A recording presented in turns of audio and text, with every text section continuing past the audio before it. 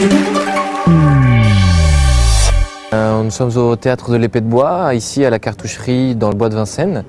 Donc la cartoucherie, comme son nom l'indique, c'était une ancienne fabrique d'armes qui a été en fait initiée par Napoléon, qui a été détruite en 1874 parce que les communards se sont fait sauter ici et reconstruite en 1875. Une des particularités de tous les théâtres de la cartoucherie et en plus de l'Épée de Bois, c'est que ce sont des théâtres qui ont été construits par des troupes. C'est-à-dire que ce que vous pouvez voir aujourd'hui, en 1980, quand la troupe est arrivée, il n'y avait rien. C'est assez difficile à se représenter le vide, mais c'était complètement vide.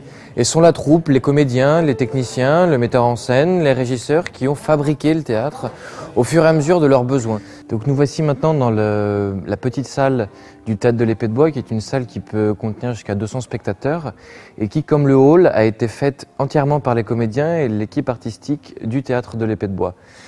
Et un des principes de base quand les troupes sont arrivées à la cartoucherie, c'était de casser un peu l'ordre établi au niveau du théâtre, qui était que ce n'était plus la scénographie, les décors qui devaient s'adapter au lieu, mais le lieu qui devait s'adapter à l'univers du spectacle. À présent, nous sommes dans la grande salle du théâtre de l'Épée de Bois, la plus grande des salles que nous avons ici, qui peut contenir jusqu'à 300 spectateurs.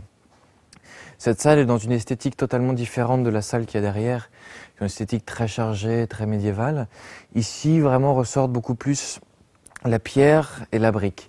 Cette salle-là est vraiment conçue comme si on était au milieu d'une place publique, parce que ce qu'il faut savoir, c'est que la troupe de l'Épée de Bois crée ses spectacles dans ces salles et travaille sur une esthétique de théâtre de tréteau, donc comme si on était sur une place publique.